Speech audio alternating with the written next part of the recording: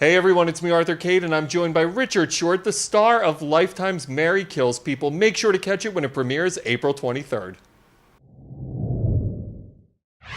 Hey everyone, it's me, Arthur Kade. Richard Short, you and I were just talking off camera. I think your show is going to be a monster hit because this is a topic, first of all, I'm surprised they've never tackled before outside of just an HBO series. Euthanasia is a hard thing to really swallow, and you guys are doing it.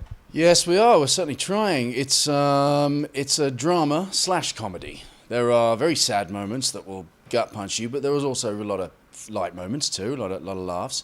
It's a what do they call it? A dramedy, comorama. Yep. What are one of those? Dramedy. It's a mix. It's a hybrid. I'm making up words. That's an actor's job. job. That's to describe our show. But it can be intense, but it's also really good, entertaining television. So. How does a euthanasia drama invoke comedy? Well, a euthanasia. Well, put it this way.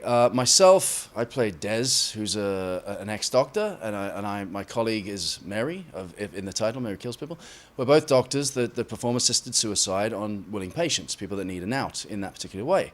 And to us, because we're doctors, we've been around sickness or death, should I say, a lot. So once there's a corpse there, you can carry on about your day. It's just a job.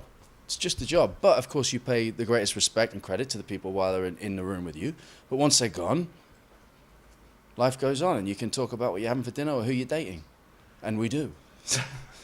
I love the underlying message, because obviously euthanasia is a question all to itself.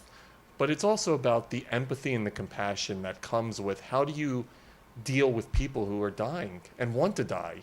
How do you deal with it?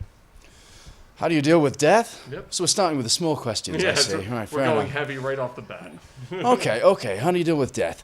It's an inevitability for us all.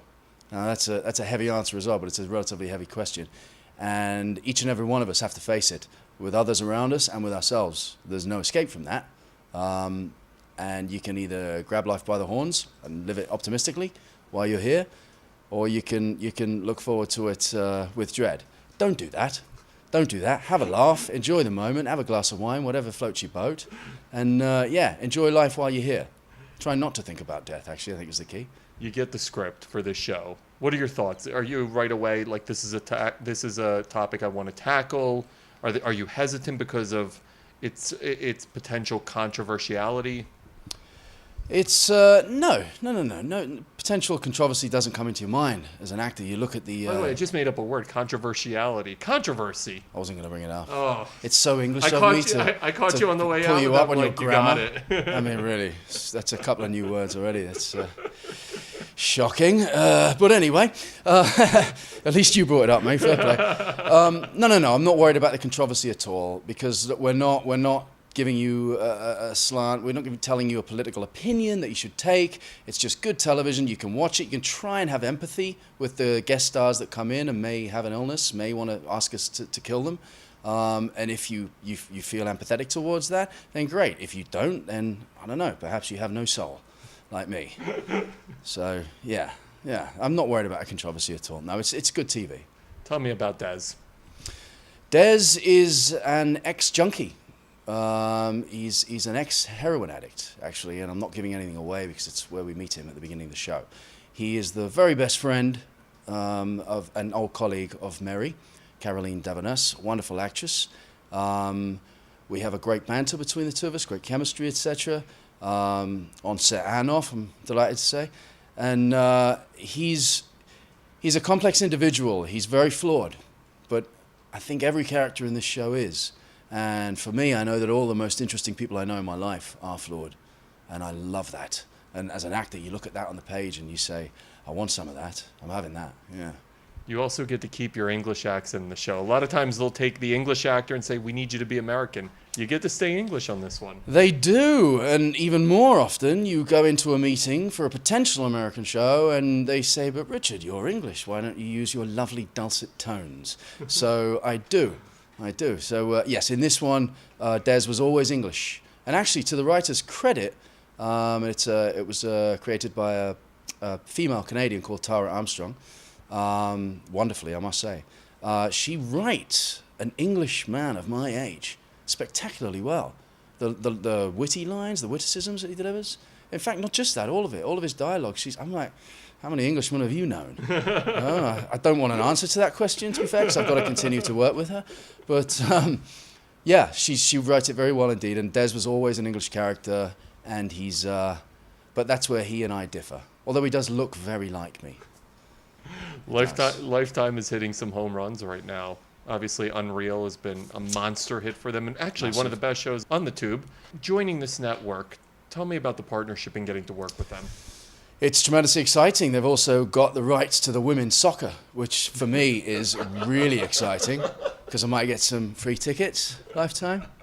Free tickets to football. Yeah. But they also have Viola Davis has got a great project coming up there, and some decent stuff. It's a brave new world in broadcasting, and the old ideals of what each network might mean to an audience are gone. This is the dirty truth that Lifetime is. It's not just a pink button on your remote control. And we can say that as men, right? It's because they leaned traditionally towards women. We're a women-created show, almost entirely, in fact. But it's not. This show speaks absolutely to men as well. Very much so, in fact. I hope so anyway, because otherwise I'm not doing my job. When you look at television overall, what do you think is making it so good right now? The freedom to tell a story in long form, to take time. Where I like that a lot of shows are now adopting a more British model of a shorter run. We have 6 episodes. It's not much of a commitment. They're about 48 minutes long each.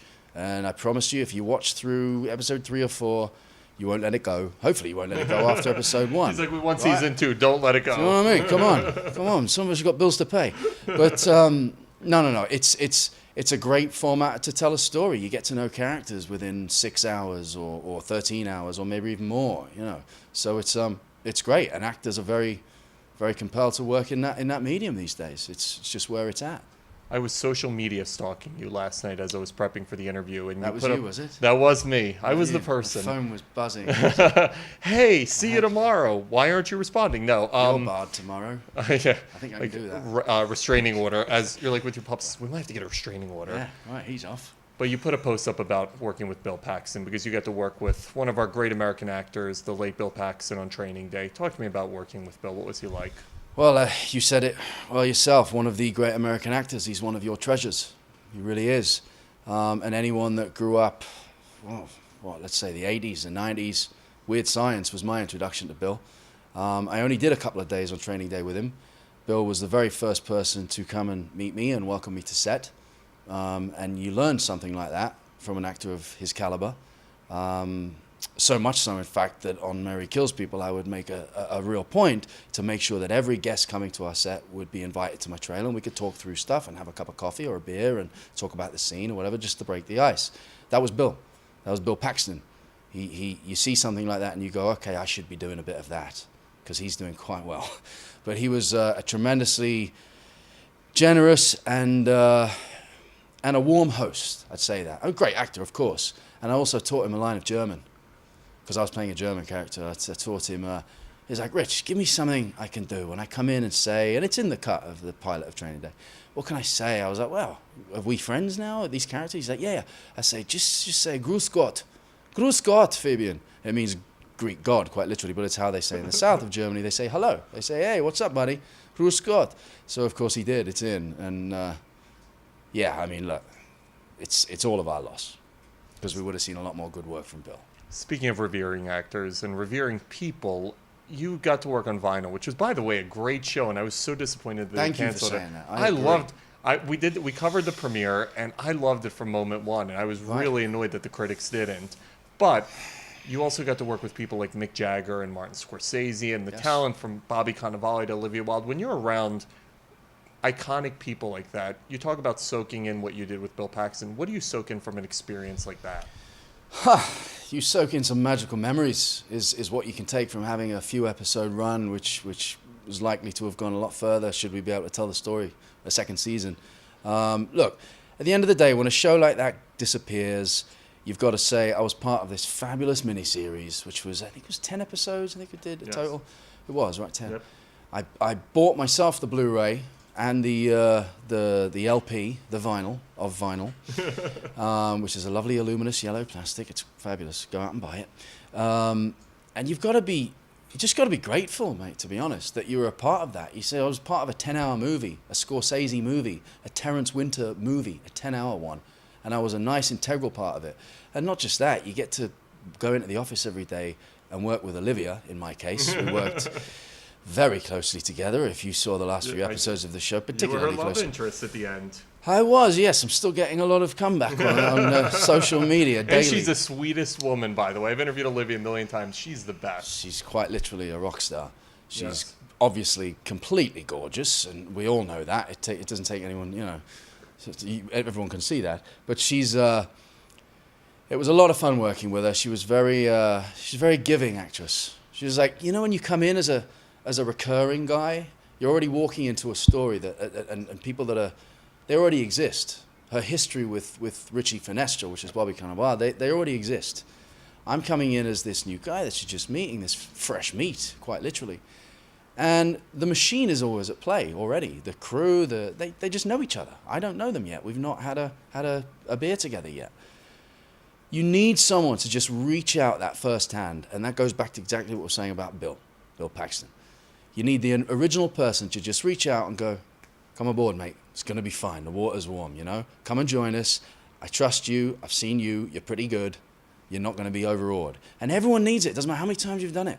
You've come onto one of these big moving machines, and you get it with the very best leads of shows. And that's something that I'm now trying to take on. I've had it with lots of them. Mariska Hargitay was another good one right at the beginning of my career in America and on Law & Order SVU. The best ones are like that. And Mark Rylance, too, in the theatre. But Olivia was very much like that. She was like, hey, what do you need? What do you need? Let's do this. And we got very close very quickly. On camera, of course.